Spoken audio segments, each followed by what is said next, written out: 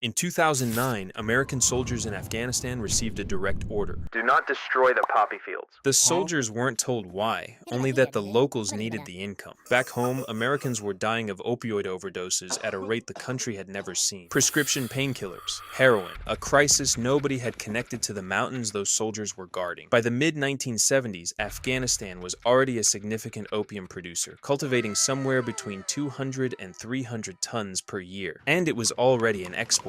Afghan opium had been flowing to Western Europe and North America for years. Helmand and Kandahar provinces were farming country. Poppy was a crop that paid, but there was a ceiling on how far it could grow. In the late 1970s, that ceiling collapsed. As traditional supply routes from Southeast Asia and Turkey were disrupted, buyers looked elsewhere. They found Afghanistan. The country had problems. It was poor. It was fractured along tribal lines, but it had the land, it had the farmers, and it was about to get something else. An unlimited source of foreign cash filtered through a war. In the summer of 1979, long before any Soviet soldier crossed the Afghan border, the Carter administration made a decision. On July 3, 1979, 6 months before the Soviet invasion, President Carter signed the first classified authorization for covert support to Afghan resistance fighters. The intent, as later declassified records would confirm, was to draw the Soviet Union into a costly military entanglement, bleed the Red Army through a decade of guerrilla war in mountains they could not control. The Soviets obliged. On December 24, 1979, Soviet tanks crossed into Afghanistan.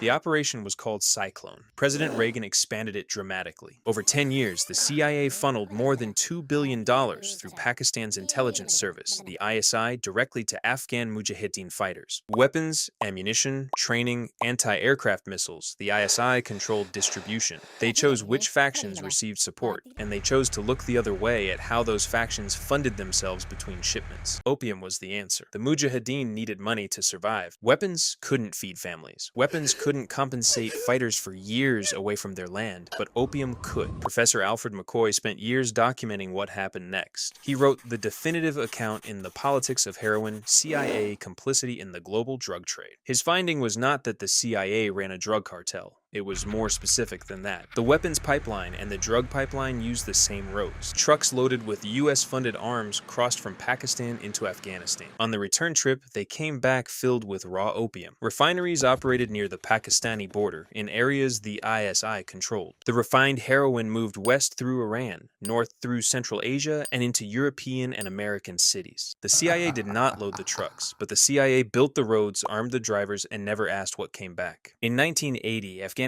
produced around 200 tons of opium. By 1989, it produced between 1,500 and 2,000 tons, roughly a third of the world's illicit opium supply, up from less than 20% a decade earlier. Grown in a decade, on the back of a CIA operation. In that same period, the price of street heroin in the United States fell and its purity rose, the reliable indicators of a supply flood reaching American cities. The CIA achieved its objective. The Soviets withdrew in February 1989, humiliated. The fields did not care about the outcome. When the Soviets withdrew, the United States didn't leave immediately. CIA funding to Afghan factions continued for another 3 years until 1992, but the strategic mission was over. Washington's attention moved elsewhere. Afghanistan collapsed. Warlords who had fought the Soviets turned on each other. The opium trade funded every side of every conflict. Production didn't slow down, it accelerated. By 1999, Afghanistan produced approximately 4,500 tons of opium per year, nearly 80% of global illicit supply. Then something happened that almost nobody talks about. In the year 2000, the Taliban banned poppy cultivation entirely. They wanted international recognition. They calculated that destroying the drug trade would earn them legitimacy. They enforced the ban with the same brutality they enforced everything else. It worked almost overnight. The 2001 harvest told the story. From 3,276 tons the year before, production had collapsed to just 185 tons, a drop of more than 94% in a single growing season. Farmers were terrified to plant. Fields that had produced heroin for the global market sat empty. For 1 year, the pipeline almost stopped. Then came September 11th. The Taliban had offered to hand Osama bin Laden to a neutral third country for trial. The United States declined. On October 7th, 2001, 26 days after the towers fell, American forces invaded Afghanistan. Within weeks, the Taliban government collapsed. The warlords returned to power, and within one planting season, the fields were back. The CIA needed local allies who could hold territory, gather intelligence, and fight. The men who could do that were the same men who had been doing it for 20 years. They were warlords, and they were drug traffickers, so the CIA paid them, protected them, and armed them again. Ahmed Wali Karzai was the half-brother of Hamid Karzai, Afghanistan's new US-backed president. Ahmed Wali was also widely understood to be one of the largest opium traffickers in the south of the country. He ran networks across Kandahar province. He was on the CIA's payroll. The New York Times reported this in 2009. Then there was Gul Aga Sherzai, a warlord turned governor who volunteered to eradicate poppy fields in his province. The United States rewarded him with $10 million when he succeeded. He had destroyed his rivals' crops. His own interests went untouched. He collected American money, eliminated his competition, and came out stronger than he went in. This happened repeatedly. The United States spent over $7 billion on counter-narcotics programs in Afghanistan over 20 years. Much of that money went directly to men like Sherzai, warlords who used it to grow their own drug operations while eliminating rivals. The program didn't fight the drug trade, it restructured it. Matthew Ho witnessed this system firsthand. He was a captain in the U.S. Marine Corps, then a State Department official in Zabul province. In 2009, he resigned in protest, one of the first senior U.S. officials to do so.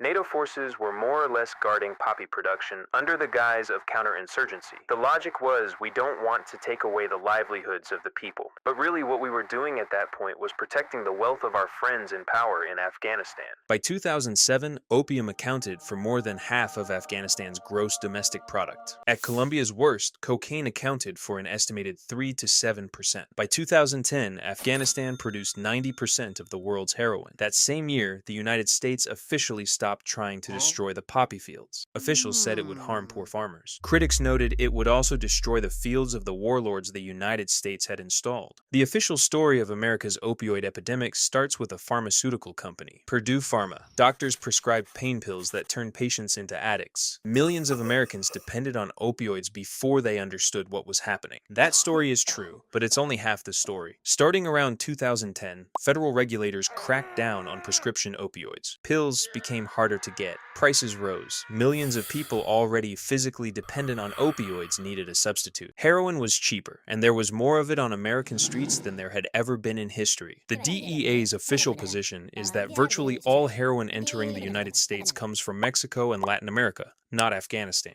If that's true, the CIA connection ends here. But Matthew Ho, the Marine captain, the State Department official, the man who resigned rather than keep guarding the fields, looked at the DEA's own production data for Mexico and South America and found a problem. When you look at their own information and their reports on illicit opioid production hectarage in Mexico and South America, it is clear that there is not enough production in the Western Hemisphere to meet the demand for illicit opiates in the U.S. The math pointed east. Purdue Pharma built the demand. 30 years of U.S. policy in Afghanistan built the supply. Between 1999 and 2020, more than 841,000 Americans died of drug overdoses. That number is larger than American combat deaths in every war the United States has ever fought combined. I don't see how it can be a coincidence that you have that explosive growth in poppy production in Afghanistan and then you have the worldwide opioid epidemic. When reporters asked soldiers who had guarded the poppy fields why they followed the order, the answer was always some version of the same thing. We were told the locals needed the income.